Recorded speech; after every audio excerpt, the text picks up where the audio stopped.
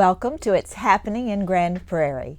I'm Georgia Clemson, and we have a wonderful guest today. We have the head of economic development for the city of Grand Prairie, newly added to Grand Prairie staff, Marty Weeder. Well, thank you. Welcome. I'm thrilled. Thank you so much, Georgia. I'm thrilled to be with you here today. Yeah, this is wonderful. I know you came to us just recently. Yes, ma'am. Tell us where you came from and when. Okay. Actually, I started officially on a holiday, which was Memorial Day, but of course we were shut down, so I came in the 31st, and I'm thrilled to be here, goodness, almost a month now. Had previously been almost 7 years with the city of Colleyville, Texas, and was their director of economic development. And prior to that, had the privilege of working in the private sector for almost a decade, but had been with another city in 2 different chambers of commerce previously as well. And now that you're here in Grand Prairie, Yes. tell us what you see, what's going on that you can, and then what you see for the future here. There are, and we were talking about this before, and there's a bunch of things going on. I applaud the city with the foresight and the vision of looking forward and doing things really around the summit, the public safety facility, now with the EPIC under construction and EPIC Waters. Those things in combination with the Walmart that's just been begun, and then, of course, the IKEA that's moving forward and it looks like is going to hopefully get started here this fall. All of that on the George Bush Corridor 161. I mean, great things, I think, for Grand Prairie in the years to come. And we're talking to people, and I wish I could share with you some of the things, but I'm thrilled that we're having people contact us that we know are wanting to get as close as they can to those things. I think that's one of the best things we've had going for us. Can't, though, discount, certainly, all the things going on downtown. Rita Heap of our staff has been working with Bob Stevenson of F&G Eats.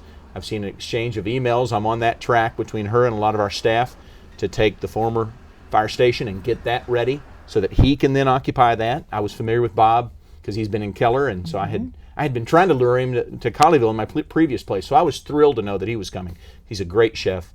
It'll be a tremendous addition downtown, and I think will add a lot to Main Street.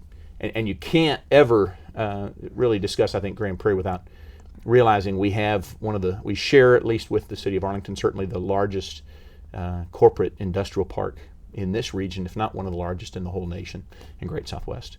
And so I got to meet Stephen Bradford the other day and drive through what they're doing.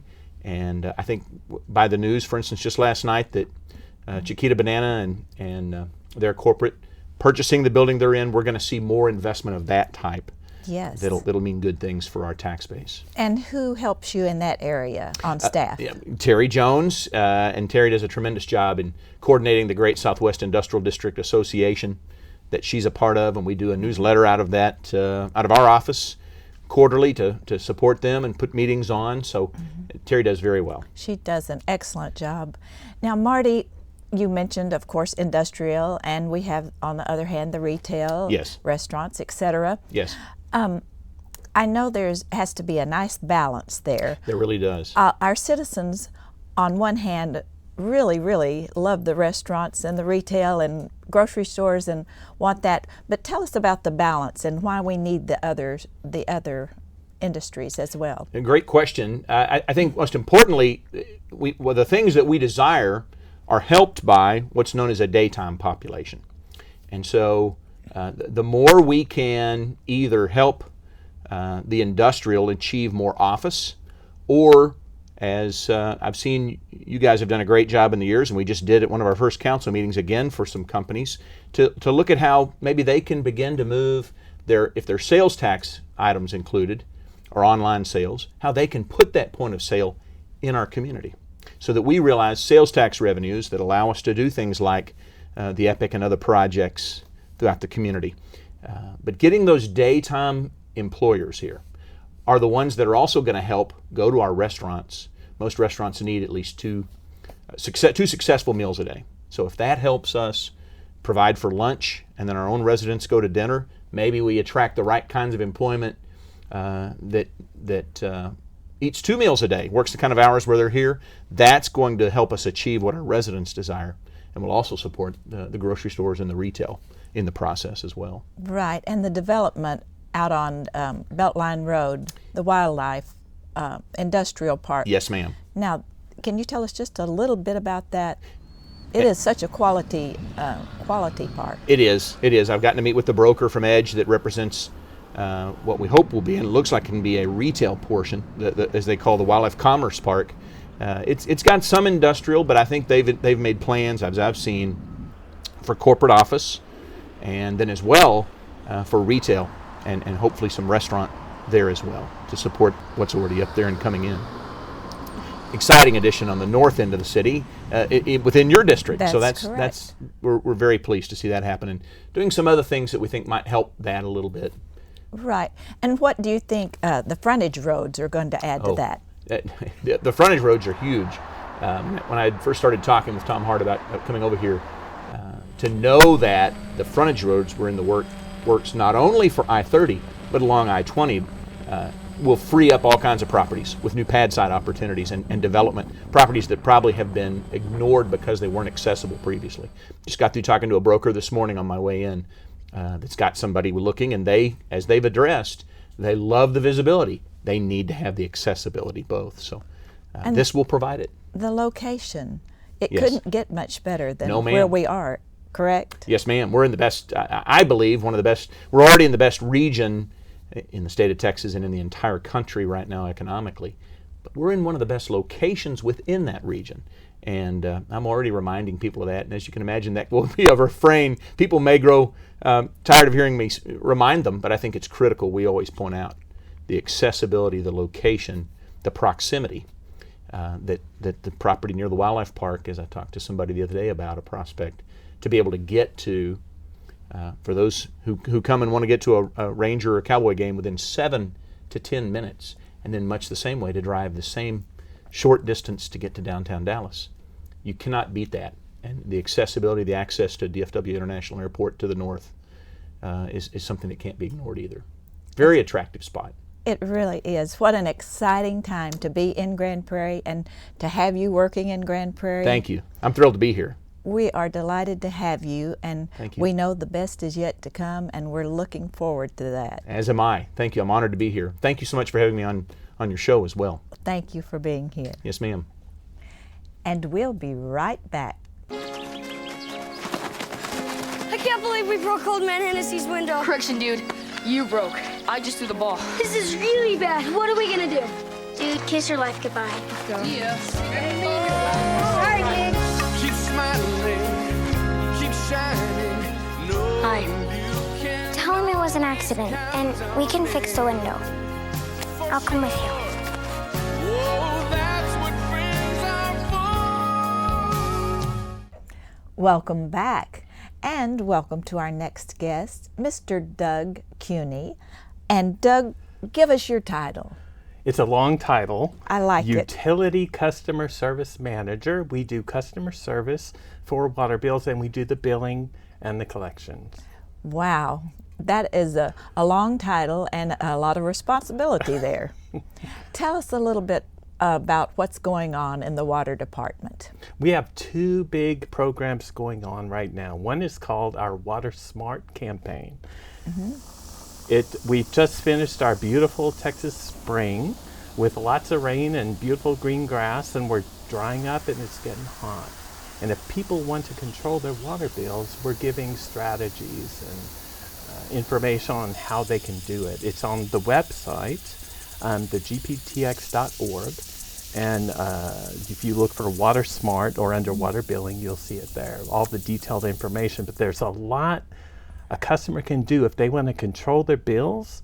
Our motto is use less, save more.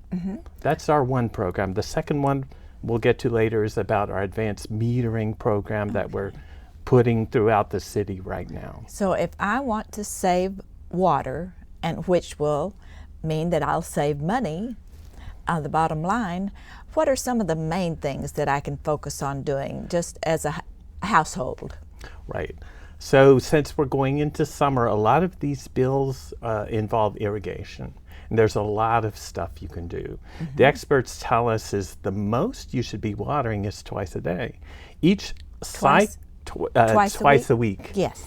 And each cycle shouldn't go more than 10 minutes. Wow. And that's the maximum. Now that's going to save me some money right there, because I think mine are set at 25. That'll save you money right there. Okay, and save water. And secondly, that's the maximum. If it rains on Sunday, you probably want to turn it off for Monday and maybe Thursday. You monitor your grass and their health. Grass does better when it's watered deeply and infrequently. It develops deep roots and it survives better. If we watered every day, you'd have very shallow roots and it would turn brown the first day it didn't rain. So this is healthy for the grass and it saves money. And Doug, in Grand Prairie, we have special days that we're supposed to water, that it's allowed. Isn't that correct? I know That's at correct. my house we water on Tuesday and Saturday, but I think around the city it's different. Is that correct? It's different. There are 2 days a week that's allowed, and additional restrictions as well. We're not supposed to water between 10 in the morning and 6 in the evening. That's another money-saving measure.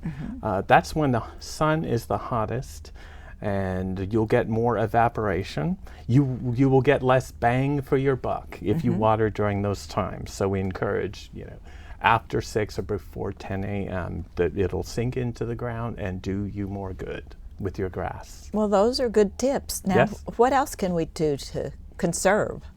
On the irrigation side, turn your sprinkler on manually and go look. Every time I cut the grass, I might knock a few irrigation heads off. And if you do that, it will just shoot water straight up, and it is very inefficient. So turn it on manually and check for leaks. If you have a section that the heads popped up really high and sprayed a lot of water, it doesn't anymore. That's probably because there's some leak in that sector and you're wasting water. So it's good to have maintenance on your sprinkler system. Absolutely, it's well worth the money. Additionally, you don't want to water pavement or sidewalks. Right. That's a waste. Yes. You don't want to water when the wind is really heavy. Because you're going to water your neighbor's yard, not your yard, or you're going to water the street. You're not going to put the water where it needs to be. A lot of people who are very serious about this actually put their sprinklers on manual, and they know the days of the week that they're watering, and they turn it on manually, and it will cycle. Again, 10 minutes per sector, twice a week, and even less if you get a rain during the week. You can turn it off for 4 or 5 days. Monitor your grass. If you have spots that are turning lighter green, it means your sprinkler heads are not evenly spreading the water around. You can use a handheld hose any day and catch those areas. You can also use soaker hoses, which are very efficient and do not use very much water at all. And maintain your foundation, because that's very important in Texas. Very important. And I think I might have said my days were Tuesday and Saturday, but they're Tuesday and Friday. Correct. You're either going to be Tuesday and Friday or Monday and Thursday. There you go. Well, that sounds like those are good tips for us, and it's so much of it has to do with our lawn. What can we do inside the house to conserve as well? Toilets. That's the biggest offender. If your toilet refills, if you hear it leaking continuously or a periodic refill, that means the water in your tank is leaking through that little flap valve and gets into your bowl. Any food coloring in the tank will show you if you're getting leakage into the bowl. We have little pellets as well. If you come to our office, we'll provide them, but any kind of food coloring will do it. That's the biggest offender. If you have any faucets that's leaking, it might not look like much, a drip, not much per minute, but there's lots of minutes in a day, and there's 45,000 minutes in a month. I mean, it does add up. It is well worth your time and money to fix these little leaks that you're aware of. If you see a green patch in your yard, doesn't make sense. Some pipe leaking. under there is probably leaking. So maintenance is the key to saving our water and saving in the bottom line of our bill. Of your monthly bill, absolutely. Now, if you could tell us quickly about our meter program. We are very excited about this. There are some changes in an organization that make a little incremental difference, and there's some that are game changers, and this is a game changer. Council has been behind us, and we thank you for your support for years, and we are putting in advanced metering in the city of Grand Prairie. And what we've done for 100 years is gone by once a month, read the meter, sent you a bill maybe 2 weeks later. If you had a leak, you might not know for 5 weeks. And then you're paying for all this water that has been leaking for 5 weeks. This system will monitor hourly, and we will get data hourly from the meter, which we will monitor and the customer themselves can monitor. Let me give you 3 examples. For example, this is like your data plan on your cell phone. If you want to establish a budget, I want to use 10,000 gallons a month. The system can generate automatically an email or a text to you saying you're at 80% of your target. Right. And if you need to adjust, you can adjust. And we'll send another one when you're at 100% of your budget. Secondly, if we see that your meter has water's passed through your meter every hour for 72 hours, that's probably a leak. And we can send you a text and an email or a phone call and to alert you. Now, maybe you know what that is. You've got soaker hoses or something, but it's more information to the customer. Yes. And they can take control of their bills and their water usage. And what's number 3? Number 3, a spike. So the system can see what you've used over the past 7 days. And if on this day it is 150% of your highest, it's some kind of a spike. You might know what it is, but we're going to send you a message to say, hey, we see a spike in your usage. Be aware and let us know if we can help. So these are all excellent ways for our citizens to save and conserve and to be aware, have the knowledge of what's going on where they won't be surprised with their bill, correct? Exactly, and that's our objective. We want to give Yes. more information to the customer and they can make better decisions about their water usage and their billing. What a wonderful benefit. Thank you so much for being with us and sharing this information with us today, Doug. It was a pleasure. Thank you so much for having Thank me. you. And we'll be right back. Do you hear that? Yes! What is it? Mosquitoes! They're coming!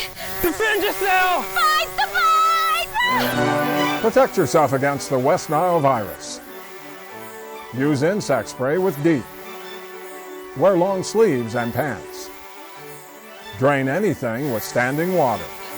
Dump the water! Cover me! Get more information at gptx.org/fightthebite.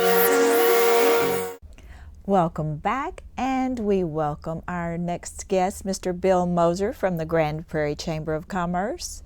Thanks again for having me, Georgia. Yes, all decked out in red, white, and blue. I did get that memo. Yes, you know. absolutely. Oh, Bill, we know that there has to be something very exciting going on at the Chamber. There are a few things coming up. We're a little bit slower in the months of July and August, so some of our normal activities, for example, our luncheon, we don't have one of those in July. But I'm going to go over a few things for Save the Date and bring you up to date on a couple of other cool things we're doing during the summer, but it is a little bit slower period of time for the Chamber. Great. I know you have some sustaining members that you're very appreciative of. Yes, the sustaining members are a great group of businesses here in Grand Prairie. I think you can see them scrolling on your screen right now. And by definition, a sustaining member is somebody who gives over and above their required membership donation in order to help the Chamber cover its week to week, day to day, month to month expenses. And so the listing on your screen shows you those people. There are different levels, which obviously connote a higher investment, and we're very thankful to those people because they do sustain our chamber, and that allows us not to rely so much on fundraisers, things like that. It's a great lifeline for the chamber. It is. So please patronize those businesses in case you need self-storage or an event or a missile or something at Walmart or a bank. Well, tell us the events we do have. Okay. During the month of July, as I said, we don't have a luncheon. One of the cool things we have, it's toward the end of the month. Normally we have our business after hours on the the fourth Thursday of the month, but this month we're having Striking Up Business, which is an event we have at Forum Bowl, and you can put together a team, and we compete against the teams compete against each other, and there's trivia challenge, and there's all kinds of prizes, and usually somebody like Mixed Up Burgers makes the food, or Fat Daddies, or somebody like that. So it's really a lot of fun, and it's more of a networking and a social thing. Another thing that we started this year, excuse me, which is really kind of cool. In conjunction with Roma's Italian Restaurant on Main Street, we have Thursdays on Main. And if you go in there during Thursdays on Main and buy food, a percentage of that goes to a charity. Now, the July charity is the YMCA. So please try to patronize the Thursday on Main at Roma's Italian Restaurant. And what date is that? Is it the first Thursday? It's the first Thursday in July, which I don't know what that is. As long as we know it's as long as we know what that is, right? The first Thursday in July. Another cool thing that's happening, the Chamber is actually having an open house on the 15th to show off all of our renovations and everything that we did. So please try to come to that. It's at the Chamber office on Conover, so try to come to that. And the last thing I want to mention is we're having a real cool luncheon speaker in September. It's September the 21st. It's at the Ruthie Jackson Center. It's between 11:30 and 1, and the speaker is Jim Olson. He's a 31-year veteran of the CIA. He's currently a professor at the Bush School of Government and Public Service at Texas A&M University. Whoop!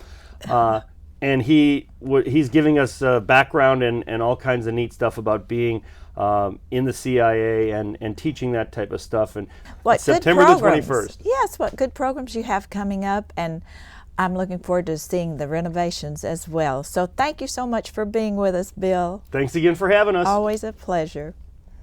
And we'll be right back. I see trees of green,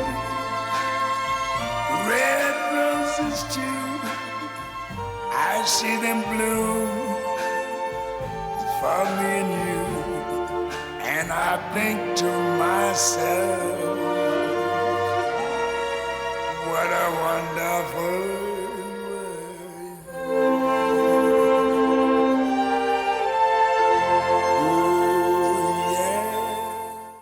Welcome back, and welcome to our next lovely guest, Libby Clausen with the Grand Prairie Arts Council. Welcome, Libby. Thank you so much, Georgia. So glad you're here, and you always have good information for us. We do. We're right in the middle of the summer season, trying to keep the kids busy, and we have some great programming going on.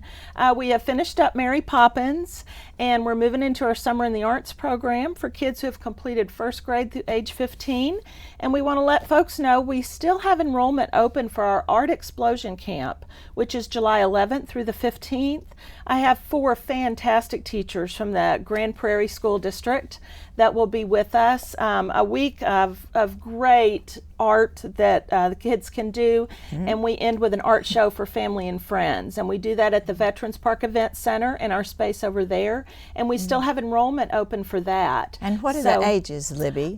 Completed first grade through age 15. Oh, wow. And you can go on our website and you can fill out the registration and pay and sign up right there. Our art camp is only $135 for the week. That includes all of your supplies and everything, and it runs 9 to 4, Monday through Friday, the 11th through the 15th. Oh, I'll have to tell my granddaughter. She loves art. Oh, it's a wonderful program. The kids have so much fun, and the teachers are really hyped up this year. They've got some great programming, and we're going to also, during that week, have a painting party for the kids. Oh. Just like the adults do. On Wednesday afternoon, they'll have a painting party as part of it, and come out with an extra piece of artwork from that. So it makes it fun as well. It's going to be a whole lot of fun. So we have an additional instructor coming to do that. Now, our summer theater production, it's already full with a waiting list. We have 61 kids signed up for our summer theater production, and we have 10 on the waiting list. So we are very excited. That program has really caught on, and we're very excited to present that. And we want folks to know to come see Little Mermaid Junior, where we'll have 61 kids on stage at the Uptown Theater.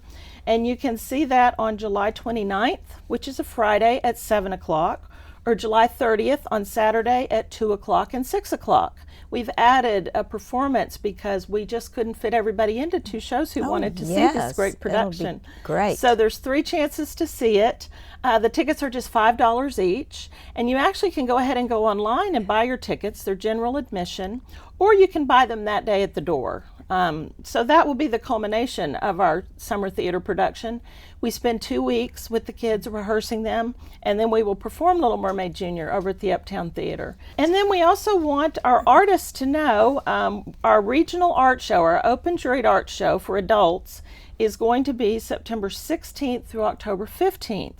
And they need to start working on their pieces now. This is for anyone, not professional artists, anyone if you've never entered an art show before, and we have folks who enter our show every year. But you need to have your artwork done by August 22nd. And folks can go on our website and download the prospectus and get a look at it. This year, we've moved into the Uptown Theater is where our show is. You know, we've done our show at the Memorial Library. We've done it at the Summit. Last year, we moved it over to the Uptown, into the Lobby Art Gallery. And it was such a beautiful venue, and it worked out so well that that's going to be our permanent home for the art show. So we'll be back there this year. The artist that entered last year just loved the whole atmosphere, and it gives everyone a chance to see the art. And we actually sold 4 pieces of artwork during our fall production by having the show in the lobby of the Uptown. That's encouraging to the artists. It really is. It was really exciting to see that because it runs through our fall theater production, which is the Addams Family, and we'll have a large audience there for that, so they will all get to see your work.